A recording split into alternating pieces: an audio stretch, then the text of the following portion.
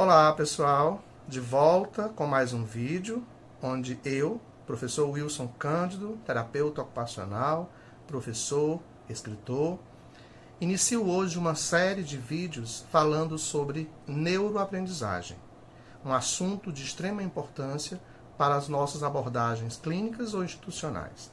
O assunto que a gente começa hoje nesse vídeo é função executiva e ludicidade.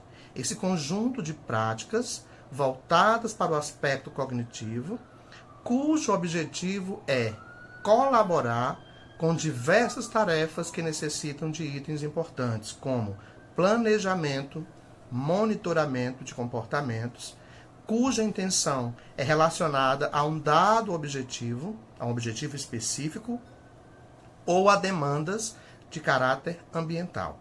A importância desse assunto, função executiva, está no fato de que essas habilidades, essas competências, elas possibilitam a interação com o espaço onde a gente se encontra de maneira adaptativa, né? De maneira confortável e adaptada. Isto é, responsável por proporcionar o direcionamento de várias práticas relacionadas aos aspectos sociais, emocionais e intelectuais, dando aí a essa pessoa, a qualquer sujeito, a capacidade de autonomia necessária para realizar qualquer tarefa na sua vida diária, na sua vida cotidiana. Esse é o foco maior da função executiva, né? Nesse contexto da aprendizagem escolar, a gente fala de aprendizado relacionando isso a um processo que é resultante de várias habilidades que contribuem para a construção do conhecimento. E deve-se atribuir aí alguns fatores indispensáveis, dentre eles o que a gente está chamando de função executiva, que é um elemento de grande peso no que se refere ao sucesso na aprendizagem da criança nos diversos aspectos, seja ele escolar, social, né, domiciliar e para a sua vida futura e vida prática. Ao falar de função executiva, estamos falando de capacidade de planejamento, de uso criativo das situações diversas, capacidade de fluência, categorização, capacidade de controle da atenção, capacidade de uso funcional da memória de trabalho ou memória operacional, capacidade de flexibilidade cognitiva para a tomada de decisão e, principalmente, para o nosso chamado autocontrole ou controle inibitório. Quando a gente fala de prejuízos em quadros diagnósticos que estão ligados à forma de funcionamento cerebral, a gente vem falar aí de como essa função executiva acontece a partir desse prejuízo. Que resultados se tem em comportamentos, em dificuldades, quando se tem prejuízos nesse funcionamento cerebral? Autismo, TDAH, transtorno desafiador positivo, transtornos específicos da aprendizagem, deficiência intelectual e tantas outras condições diagnósticas são consideradas hoje, de acordo com o DSM-5 e o CID-11, transtornos do neurodesenvolvimento, ou seja, já acontecem cedo e se entende que por prejuízos no funcionamento cerebral, ok? Então, quando a gente fala aí de função executiva, a gente pode dizer que alguns subdomínios importantes acontecem, alterados em função desse prejuízo no funcionamento cerebral. Por exemplo, se eu tenho alteração nesse funcionamento cerebral, córtex pré-frontal, essa região que começa aqui atrás dos olhos e vai até metade da nossa cabeça, né? Essa região ela é a responsável por essa função executiva. Então, se há prejuízo nessa região, a gente tem aí uma dificuldade no controle de atenção. Se eu tenho dificuldade no controle de atenção, eu tenho dificuldade em selecionar estímulos que são relevantes, eu tenho dificuldades em eliminar ou deletar estímulos que não são significativos, eu tenho dificuldade em sustentar a atenção ou em dividir a atenção com outro estímulo, tá? Daí eu vou ter como resposta nesse prejuízo comportamentos impulsivos, dificuldades no autocontrole, dificuldades em iniciar e concluir tarefas, em produzir mentalmente para isso. Eu vou cometer erros de procedimento por não perceber ou não estar atento a isso, e eu posso responder de forma inapropriada ao ambiente em que eu me encontro. Tá? O segundo ponto importante aqui é o planejamento. Se eu tenho um prejuízo nessa região, eu tenho uma dificuldade em estabelecer a melhor forma de atingir um dado objetivo, tendo em vista aí que eu tenho que hierarquizar alguns passos para chegar na utilização de instrumentos necessários para alcançar uma dada meta. Então, o meu foco de planejamento vai estar prejudicado nesse contexto. Terceiro item importante nesse contexto do subdomínio: processamento da informação. Eu tenho respostas lentas, onde eu vou levar mais tempo para compreender um certo comando. Eu vou hesitar em responder, porque o processamento pode estar prejudicado, e o tempo de reação também será lento, dado a algumas situações onde eu tenho que dar respostas imediatas. Quarto ponto interessante: capacidade de estabelecer objetivos. Prejuízos de função executiva me gera prejuízos na tomada de decisão, na resolução de problemas, onde eu posso planejar situações de forma inadequada, eu posso ter comportamentos desorganizados em relação a situações diversas, dificuldades em seguir estratégias e metas eficientes e prejuízo na capacidade de abstração, onde eu sou muito mais concreto e tenho prejuízo em seguir algumas situações de forma abstrata. E aí a gente traz dois tipos de processamento na resolução de problemas que vale a pena destacar. Primeiro, memória de longo prazo e a função executiva propriamente dita. A memória de longo prazo, ela acontece em função de um processo automático. É um processo, né, que não precisa de grande esforço para que a gente possa responder. Não precisa de plano, de estratégias e execução, né? São demandas ativas, né, diversas, né, que no dia a dia já aprendidas no passado. Então, eu vou buscar uma tarefa habitual, eu vou resolver e eu tenho uma resposta automática para isso.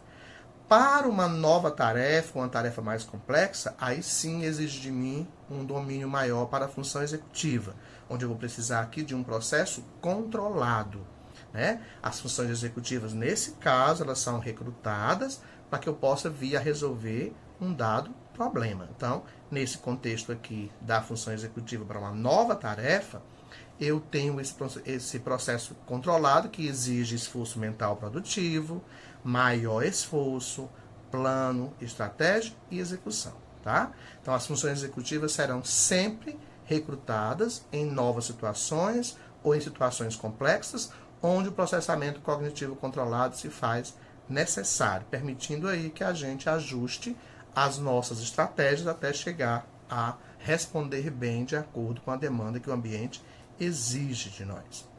Quinto ponto importante: controle inibitório. Capacidade de inibir respostas prepotentes, respostas inadequadas, reações a estímulos distratores que interrompam uma atividade importante, né? Ou de interromper respostas que estejam em processo de curso. E aí entra uma situação importante, que é a impulsividade, que é um dos quadros associados a essa falha no controle inibitório, né? E aí, importante lembrar que para o controle eu preciso de iniciativa, persistência, esforço, inibição, regulação e autoavaliação de tarefas. Sempre importante lembrar isso, que a capacidade de controle inibitório são dificuldades em inibir comportamentos inadequados e que possam interferir na realização de atividades do dia a dia, ok? Sexto ponto interessante das funções executivas: tomada de decisão. Processo que envolve análise e escolha entre várias alternativas que eu possa encontrar. A análise envolve verificar o custo-benefício em curto, médio e longo prazo, assim como aspectos sociais e morais, e a autoconsciência da possibilidade pessoal para arcar com alguma decisão que eu venha a tomar e os resultados dessa minha decisão, né? Envolve outras funções executivas importantes, como memória de trabalho, flexibilidade cognitiva, controle inibitório e controle atencional.